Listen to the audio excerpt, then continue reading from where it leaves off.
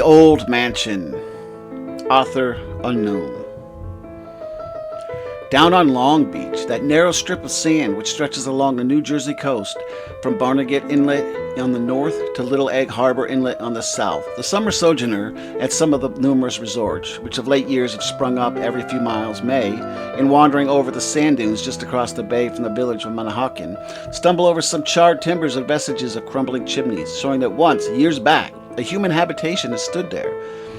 If the find rouses the jaded curiosity of the visitor sufficiently to impel him to question the weather-beaten old bayman who sails him on his fishing trips, he will learn that these relics mark the site of one of the first summer hotels erected on the New Jersey coast. That's where the old mansion stood, he will be informed by Captain Nate or Captain Sam, or whatever particular captain it may chance to be. And if by good fortune it chances to be Captain Jim, he will hear a story that will pleasantly pass away the long wait for a sheep's head bite. It was my good luck to have secured Captain Jim for a preceptor in the angler's art during my vacation last summer, and his stories and reminiscences of Long Beach were not the least enjoyable features of the 2-week sojourn. Captain Jim was not garrulous. Few of the baymen are. They are sturdy, self-reliant, and self-controlled people, full of strong common sense, but still with that firm belief in the supernatural which seems inherent in dwellers by the sea.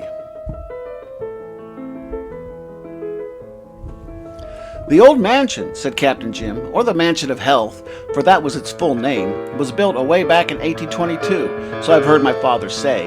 There had been a tavern close by 6 years before that was kept by a man named Cranmer, and people used to come from Philadelphia by stage 60 miles through the pines to Hawken, and then cross here by boat.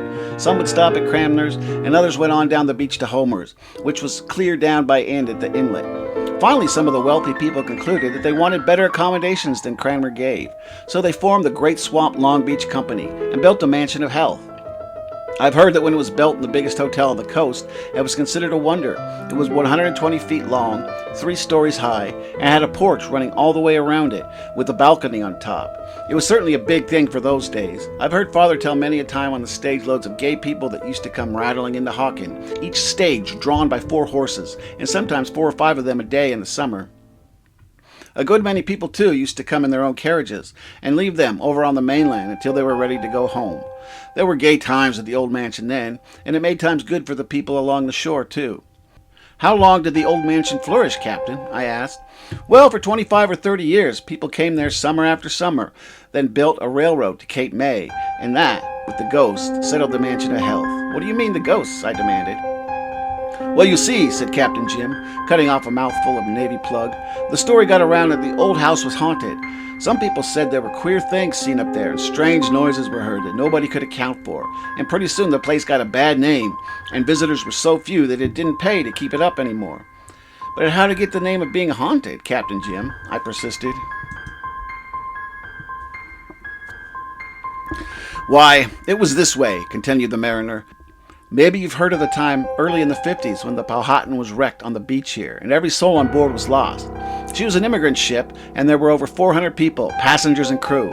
She came ashore here during the equinoctial summer in September. There wasn't any life-saving situations in them days, and everyone was drowned. You can see the long graves now over in the Hawken churchyard, where the bodies were buried after they came ashore. They put them in 3 long trenches that were dug from one end of the burying ground to the other. The only people on the beach that night was the man who took care of the old mansion. He lived there with his family, and his son-in-law lived with him. He was the wreck master of this part of the coast, too. It wasn't until the second day that the people from Hawken could get over to the beach, and by that time the bodies had all come ashore, and the wreck master had them all piled up on the sand. I was a youngster then, and I came over with my father, and I tell you, it was the awfulest sight I ever saw. Them long rows of drowned people all lying there with their white, still faces turned up to the sky.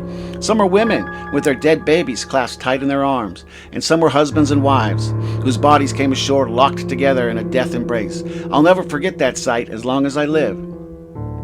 Well, when the coroner came and took charge, he began to inquire whether any money or valuables had been found, but the wreckmaster declared that not a solitary coin had been washed ashore. People thought this was rather singular, as the immigrants were, most of them, well-to-do Germans, and were known to have brought a good deal of money with them, but it was concluded that it had gone down with the ship. Well, the poor immigrants were given pauper burial, and the people had begun to forget their suspicions until 3 or 4 months later, when there came ashore another storm, and the sea broke clear over the beach just below the old mansion and washed away the sand. Next morning, early, 2 men from Hawkins sailed across the bay and landed on the beach. They walked across to the hard bottom where the sea had washed across, and when about halfway from the bay, one of the men saw something curious close up against the stump of an old cedar tree. He called the other man's attention to it, and they went over to the stump. What they found was a pile of leather money belts that would have filled a wheelbarrow. Every one was cut open and empty. They had been buried in the sand close by the old stump, and the sea had washed away the covering. The men didn't go any further. They carried the belts to their boats and sailed back to Hawkins as fast as the wind would take them. Of course, it made a big sensation, and everybody was satisfied that the wreckmaster had robbed the bodies, if he hadn't done anything worse. But there was no way to prove it, and so nothing was done. The wreckmaster didn't stay around long after that, though. The people made it too hot for him, and he and his family went away south, where it was said he bought a big plantation and a lot of slaves. Years afterward, the story came to Hawkins somehow that he was killed in a barroom brawl, and that his son-in-law was drowned by his boat, upsetting while he was out fishing. I don't furnish any affidavits with the part about that story, though. However, after that, nobody lived in the old mansion for a long time. People would go there, stay a week or two, and leave. And at last it was given up entirely to beach parties in the daytime and ghosts at night. But Captain, you don't really believe the ghost part, do you? I asked. Captain Jim looked down the bay, expectorated gravely over the side of the boat, and answered slowly, "Well, I don't know as I would believe in them if I hadn't seen the ghost." "What?" I exclaimed. "You saw it? Tell me about it. I've always wanted to see a ghost, or next best thing, a man who has seen one." "It was one August, about 1861, said the captain. "I was a young feller then, and with half a dozen more was over on the beach cutting salt hay. We didn't go home at nights, but did our own cooking in the old mansion kitchen, and at night slept on the piles of hay upstairs. We were a reckless lot of scamps, and reckoned that no ghost could scare us. There was a big full moon that night, and it was as light as day. The musketeers was pretty bad too, and it was easier to stay awake than go to sleep. Along toward midnight, me and 2 other fellers went out on the old balcony and began to race around the house. We hollered and yelled and chased each other for half an hour or so, and then we concluded we had better go to sleep. So we started for the window of the room where the rest were. This window was near one end of the ocean side, and as I came around the corner, I stopped as if I had been shot, and my hair raised straight up on the top of my head.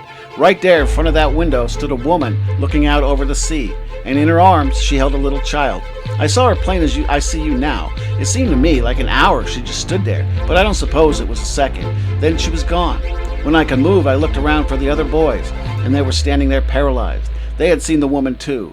We didn't say much. We didn't sleep much that night, and the next night we bunked out on the beach. The rest of the crowd made all manner of fun of us, but we had all the ghost we had wanted, and I never set foot inside that old house after that." "When did it burn down, Captain?" I asked, as Jim relapsed into silence. "Somewhere about 25 years ago. A beach party had been roasting clams in the old oven, and in some way the fire got to the woodwork. It was as dry as tinder, and I hope the ghosts were all burnt up with it."